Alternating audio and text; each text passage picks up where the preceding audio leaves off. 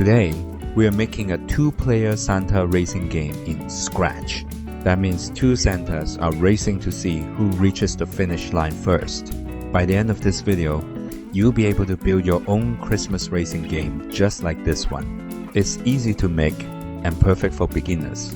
Let's get started. First, let's upload the backdrop. This is a winter ice backdrop, perfect for our Christmas racing game.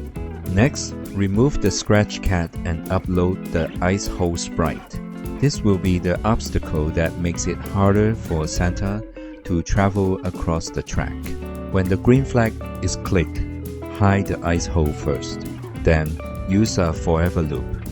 Every 0.5 seconds, create 3 clones of the ice hole. When I start as a clone, make it show, send it to the back layer and set it to a random size.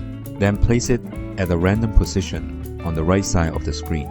Now let's make it move across the stage. Keep changing the X position by a random negative speed so it moves from right to left. Repeat until it reaches the left side of the screen. Delete the clone. This way, the ice holes keep sliding across the track and looks like a moving background. Next, let's upload the Santa sprite for player 1. Now let's add some controls. When the green flag is clicked, use a forever loop. If the up arrow key is pressed, change Y by 3. If the down arrow key is pressed, change Y by -3. Now, let's make Santa move across the stage.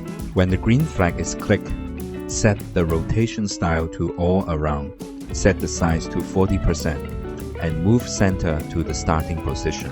Then make Santa move to the right as the race begins. Whoever reaches right side of the screen first wins the game. Use the repeat until loop and keep the race going until Santa's position is greater than 220. When that happens, make Santa say, "I win," for 1 second, and then stop the game. But what happens if Santa touches a hole? Let's add a condition for that. When the green flag is clicked, use a forever loop. If Santa is touching a hole, then turn 30 degrees and move back 5 steps. Otherwise, make Santa keep facing to the right so he continues moving forward.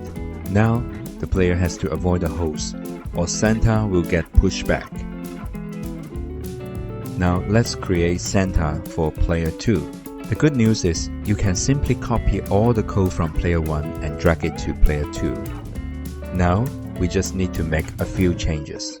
First, change the starting position so the two Santas don't overlap. And most importantly, update the controls so player 2 uses different keys. This way, both players can play at the same time without interfering with each other. And that's it. You've just created your own two-player Santa racing game in Scratch. If you enjoyed this tutorial, don't forget to like and subscribe. I will see you in the next game.